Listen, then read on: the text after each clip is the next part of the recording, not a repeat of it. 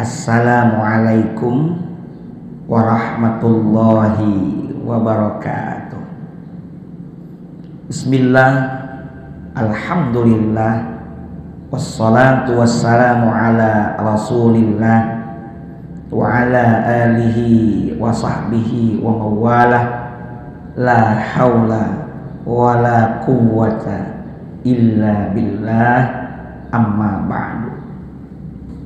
Jamaah Masjid Baitur Ridwan yang mudah-mudahan senantiasa ada dalam rahmat dan ridho Allah Subhanahu wa ta'ala. Hari ini kita masih berada di bulan Rabiul Awal yang menurut catatan sejarah bahwa Rabiul Awal merupakan bulan dilahirkannya baginda Rasulullah Muhammad sallallahu alaihi wa alihi wasallam. Momentum ini menjadi momentum tepat bagi kita untuk kembali napak tilas tentang pribadi baginda Rasulullah Muhammad sallallahu alaihi wa alihi wasallam. Hadirin jamaah Masjid Baitur Ridwan rahimakumullah. Pada kesempatan ini, dalam rangka menambah kecintaan kita kepada baginda Nabi, amat baik jika kita mengenal sosok dan keistimewaan baginda Rasulullah Muhammad sallallahu alaihi wasallam. Di dalam permulaan kitab Maraqil Ubudiyah karya Al-Alim Al-Allamah Asy-Syaikh Muhammad Nawawi bin Umar bin Arabi Al-Bantani, seorang ulama Nusantara yang lahir tahun 1813 di Tanara, Serang, Banten, dan wafat menurut perkiraan tahun 1897 miladiyah, yang dimakamkan di Makkah Asy-Syarif di pemakaman Ma'la. Di dalam kitab Maraqil Ubudiyah yang merupakan syarah atas kitab Bidayatul Hidayahnya Imam Al-Ghazali, ketika Syekh Muhammad Nawawi membahas tentang salawat dan salam kepada Nabi Muhammad, beliau menyajikan sebuah syair nazam yang berisi 10 keistimewaan baginda Rasulullah Muhammad sallallahu alaihi wasallam. Mari kita simak. Inilah nazamnya. Yang saya bacakan ini menggunakan gaya bahasa ala orang-orang Sunda.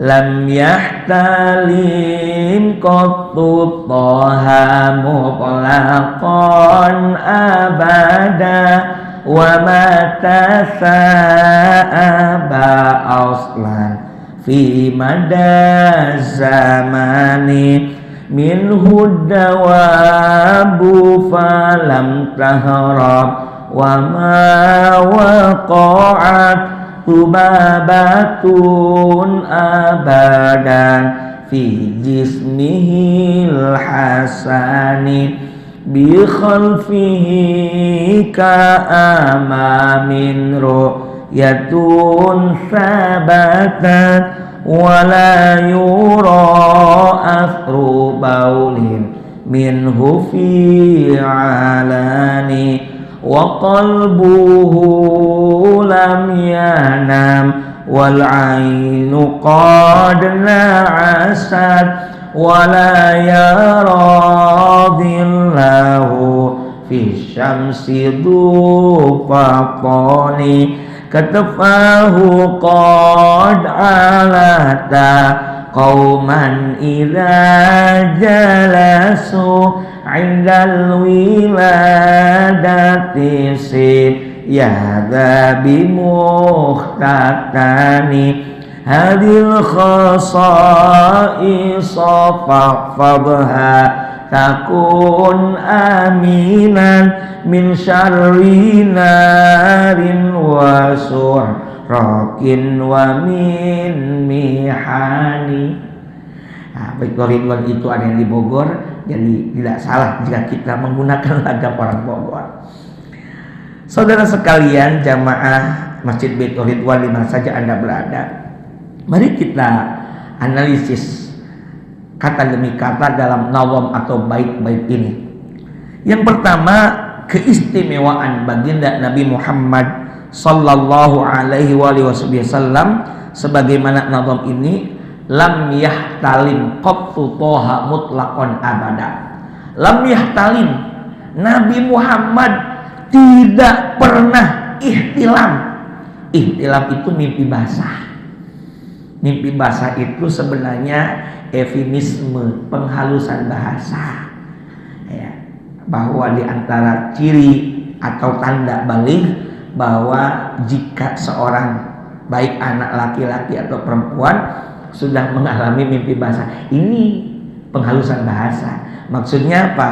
Ya, mimpi yang disebabkan di dalam mimpi ada sesuatu tanda petik menurut syahwat yang nikmat, dan efeknya kemudian keluar air mani atau sperma.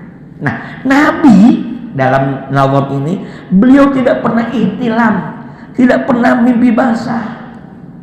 Ada seorang ulama namanya Syekh Yusuf An-Nabhani, beliau menyebutkan dalam kitab Al-Anwar Muhammadiyah Minal Mawahibil Laduniyah bahwa ini di antara keistimewaan Nabi.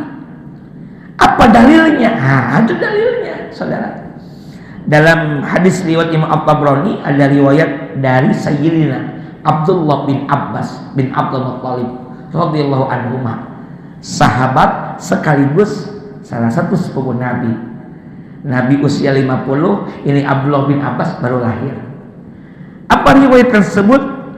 Mahtalama nabiyyun qattu, tidaklah seorang nabi bermimpi basah sama sekali. Kenapa? Innamal ihtilamu minasyaiton. Karena sesungguhnya mimpi basah itu datangnya dari setan. Ya, kalau mimpi kita maklumi bersama ya saudara sekalian, itu adalah bunganya tidur. Dan secara pengalaman kita dan logika bahwa mimpi itu dipengaruhi oleh pikiran, alam bawah sadar. Kalau seorang mimpi basah, Anda petik konten isi mimpinya itu sesuatu yang buruk, berarti pikirannya buruk. Dan tidak salah hadis ini, mimpi basah, mimpi buruk pengaruh dari setan. Lah, sedangkan Nabi tidak mungkin mimpi basah, dan sangat tidak mungkin itu bisa dipengaruhi oleh pengaruh anasir jahat, anasir buruk dari setan. Maka yang pertama, lam yahtalib qattu toha. Toha itu nama lain dari Nabi Muhammad sallallahu alaihi wasallam. Yang kedua, keistimewaan Nabi Muhammad sallallahu alaihi wasallam, wa ma tasa'aba aslan fi madaz zamani. Nabi itu tidak pernah menguap, ya, fi madaz zamani, sepanjang zaman, sepanjang masa. Luar biasa ini hadirin saudara sekalian, Nabi tidak pernah menguap, ya. Ini juga disebutkan oleh Al-Imam Ibnul Mulaqin dalam kitab beliau Ghayatul Usul fil Khasa'isir Rasul, ya. Karena ada keterangan begini dalam kitab Fathul Bari. Kitab Fathul Bari itu kitab yang mengomentari kitab Sahih Al-Bukhari. Kitab Fathul Bari ini karya Al-Imam Al-Hafidh Ibnu Hajar Al-Asqalani rahimahullah ta'ala. Al-Hafidh itu saudara hafal 100.000 hadis, matan dan sanadnya. Matan, isi, sanadnya. Sanad itu rantai periwayatan. Kalau istilah kita, informannya. Dari siapa, sampai sahabat, sampai Rasulullah. Ya, sedangkan ada orang baru bisa ulubit atin dolalah saja sudah gampang menyalahkan orang lain. Ini sebagian, ya. Maka dari itu lihat apa kata Imam Al-Hafidh Ibnu Hajar Al-Asqalani, wa minal khasaisin nabawiyah, dan di antara keistimewaan kenabian adalah ma'akhrajahu, yakni hadis yang dikeluarkan dari siapa? Dari Abi Syaibah wal Bukhari, Imam Bukhari, wa bitarikh min mursal. Apa? Qol, ya, Yazid bin Al-Asam qol, ada riwayat dari Yazid bin Al-Asam qala, beliau berkata, mata sa'aban nabiyyu sallallahu alaihi wa alihi wasallam, Nabi tidak pernah menguap. Kalau kata orang Bogor, Nabi tidak pernah aom, tidak pernah helai, ya, qattu, sama sekali tidak pernah menguap. Bahkan dalam riwayat lain, hadis Sahih Al-Bukhari nomor 6226, Sahih Muslim nomor 2944, mana at-tasa'ubu fa innama huwa minasyaiton. Ada yang bertanya, kenapa Nabi tidak pernah menguap? Lihat kata Nabi sendiri, at-tasa'ubu, menguap itu, fa innama, datangnya, huwa minasyaiton, itu dari setan, saudara. Pengaruhnya, ya betul yang menggerakkan Allah, tapi kemudian kita menguap, ada pengaruh. Misalnya ya, kita baru mempraktekkan saja beneran ingin menguap, ya, sedang sholat khusyuk enak, nguap. Giliran main HP, nonton TV, jarang kita menguap. Itu memang godaan, saudara. Fa idza tasa'aba, lantas kata Nabi, maka apabila menguap ahadukum, salah seorang di antara kalian, falyaruddahu mastata'a, maka hendaklah ia menahan semampunya. Ya, termasuk juga kita atau dalam riwayat Sahih Muslim nomor 2995, idza tasa'aba ahadukum, apabila menguap salah seorang di antara Anda, di antara kalian, fal yumsik biyadihi, maka hendaklah menahan dengan apa? Dengan tangannya. Fa'ala fihi, ke mulutnya. Fa inna syaitan yadkhulu, karena sungguh setan itu akan masuk. Tutup. Ya, katakanlah kita tidak bisa menahan karena ngantuk berat, tahan. Di sini kita tidak hanya belajar tentang keistimewaan Nabi, tapi juga etika bagaimana kalau kita menguap. Nabi mengajarkan. Yang ketiga, hadirin jamaah Masjid Baitur Ridwan yang dimuliakan oleh Allah Subhanahu wa taala. Yang ketiga, minhu dawabu falam taharab wa ma waqa'at. Apa maknanya terhadap beliau?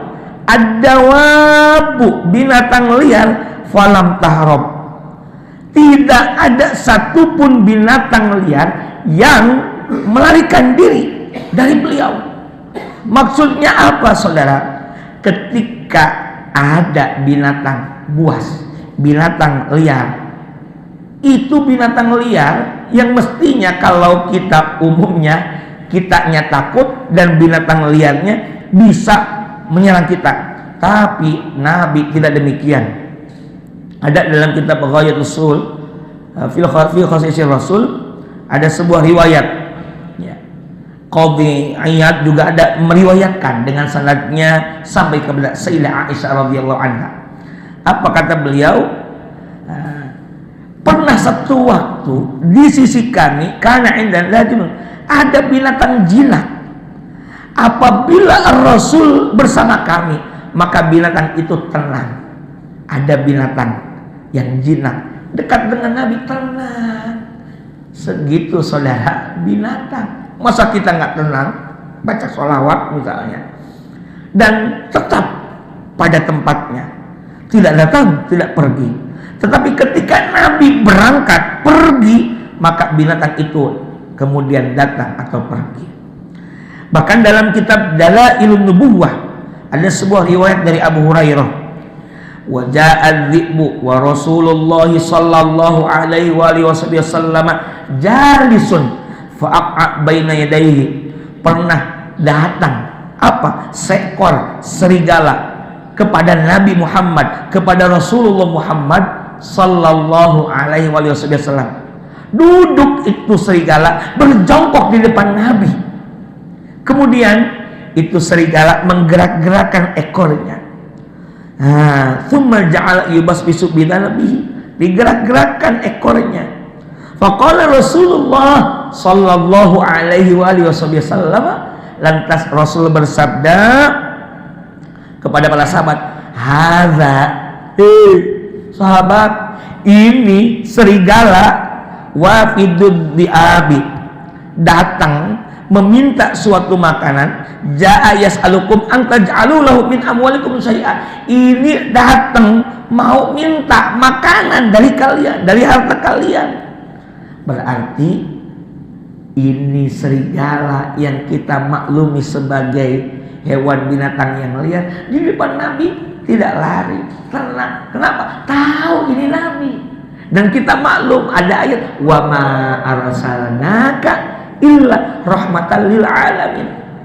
Dan tidaklah kami, kata Allah, mengutus engkau wahai Muhammad melainkan sebagai rahmat bagi alam semesta.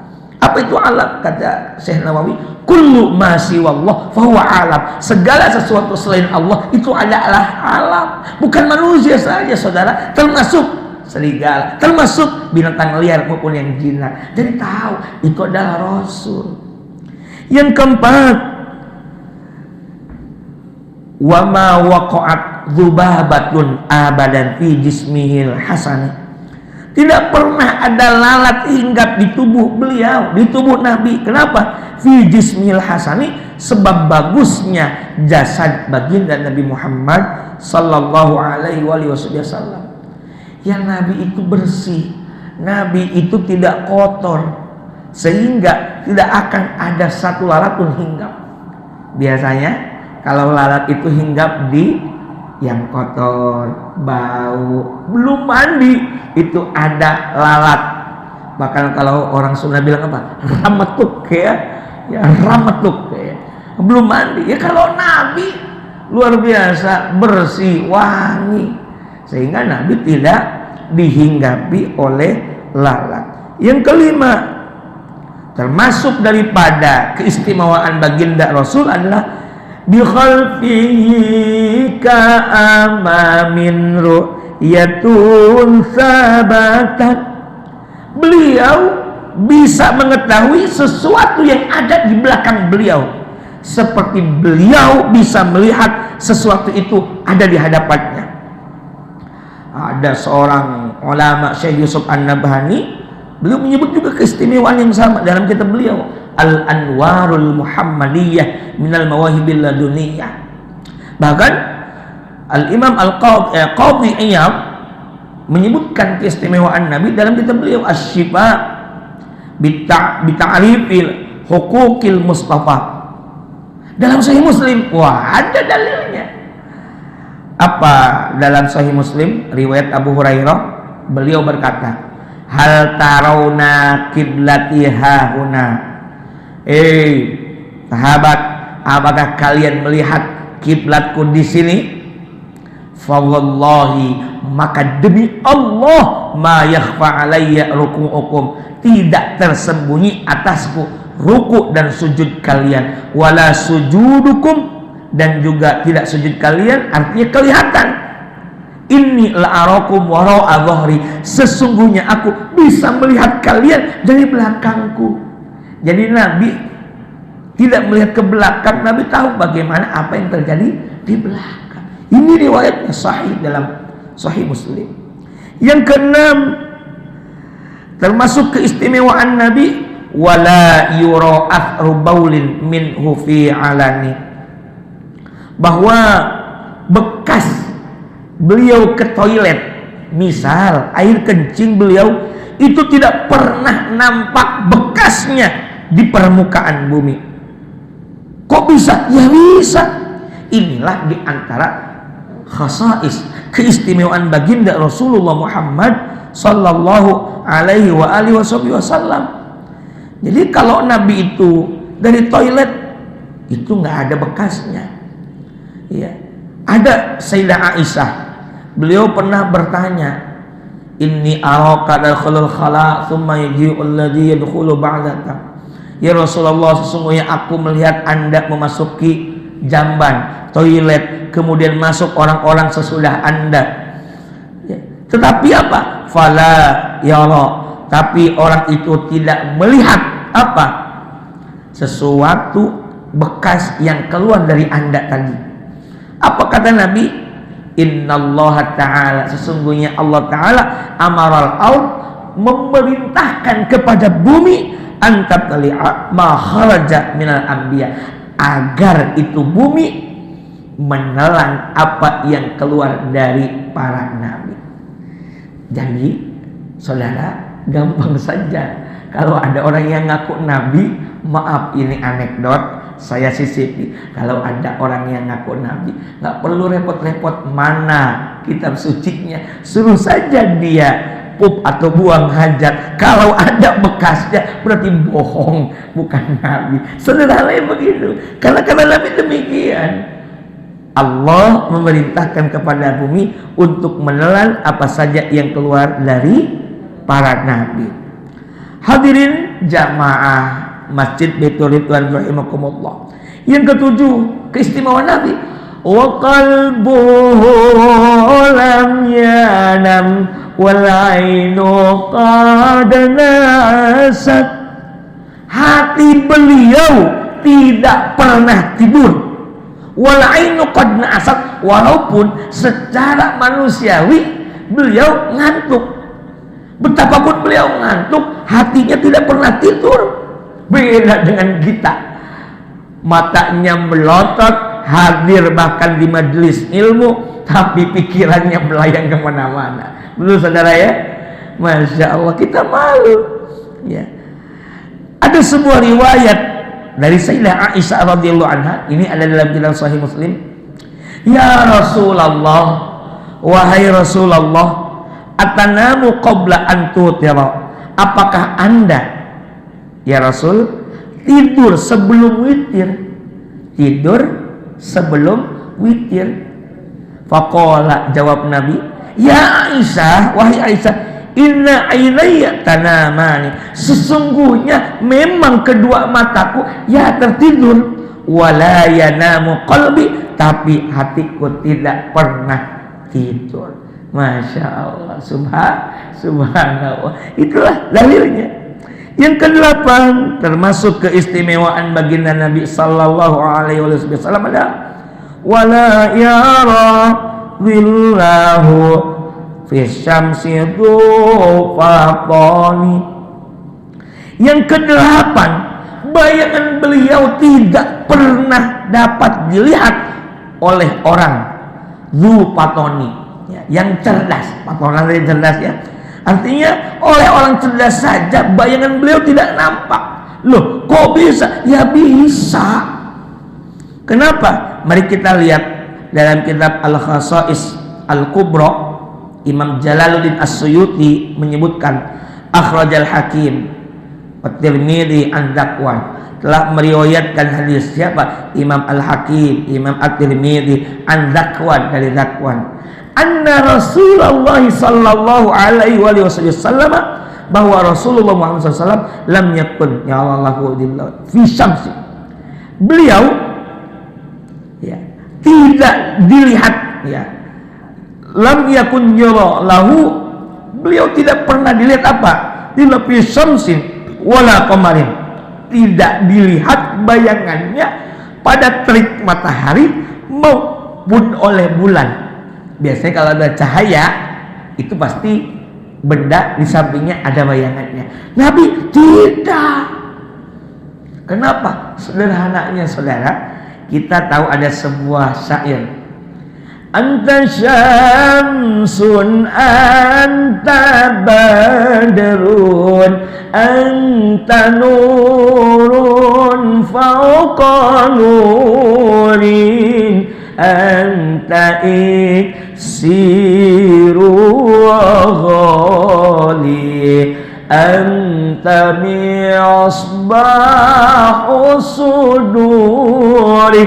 Allah ya Nabi salam alaika, ya Rasul salam alaika, ya Habib salam alaika, salawatullah alaika. Kau bagaikan matahari, kau ya Rasul bagaikan matahari, bagaikan purnama. cahaya di atas cahaya, tuh nur. Ya.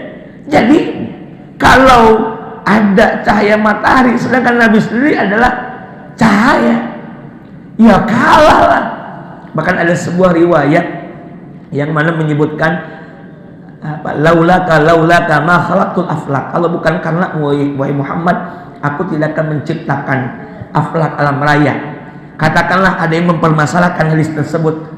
Secara logikanya, ya, yang kali pertama diciptakan oleh Allah adalah nurnya Nabi Muhammad. Kalau tidak ada nur Nabi Muhammad, maka tidak akan ada alam raya, termasuk matahari.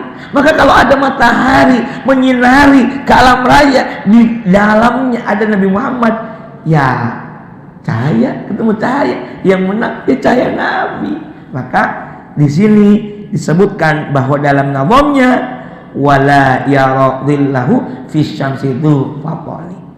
Yang kesembilan, katafahu qad alata qauman idza jalasu 'indal wiladati sib ya dhabi muhtatani. Yang kesembilan, dua pundak beliau selalu terlihat lebih tinggi dari pundak orang-orang yang duduk sebelum beliau atau yang duduk bersama beliau. Loh kok bisa? Iya, dalam kitab Syarah Al-Muwatta ada namanya Al-Imam Az-Zarqani, beliau mengatakan kana idza jalasa yakunu katibuhu a'la min jami'il jalisin. Ya, wa dalilahu qawlu aliyin idza jaa ma'al qaum ghamarahum id huwa syamilun lil masy wal julus. Apa maknanya? Rasul itu apabila duduk, bahunya nampak lebih tinggi dari semua orang-orang yang duduk. Dalilnya adalah perkataan Sayyidina Ali radhiyallahu an, apa? Idza jaa ma'al qaumi ghamarahum. Apabila Rasul bersama kaum, bersama orang-orang lain, beliau melebihi mereka. Itu syamilun lil masyi wal julus, karena ini mencakup apabila berjalan dan duduk. Makna lainnya, Nabi selalu lebih tinggi, lebih mulia dari yang lainnya. Terakhir, yang ke-10 keistimewaan Nabi adalah indal wiladati sib yada bimuhtatani.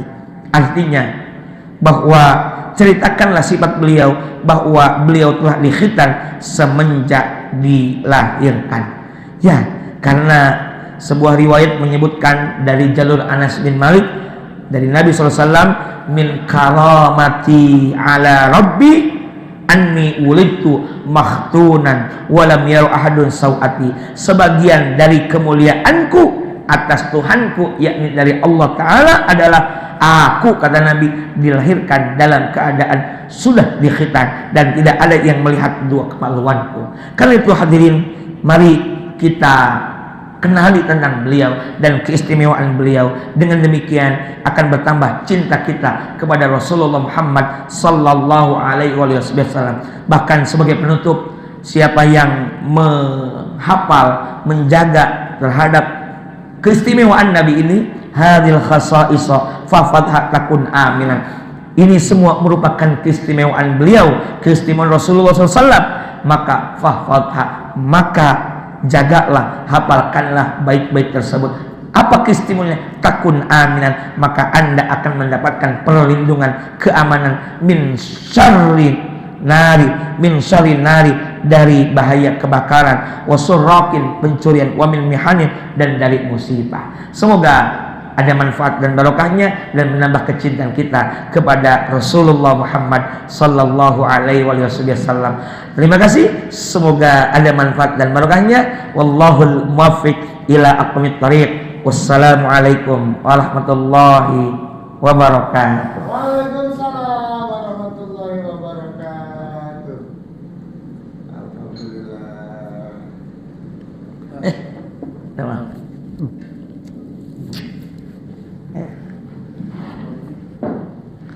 Berapa menit ya lu?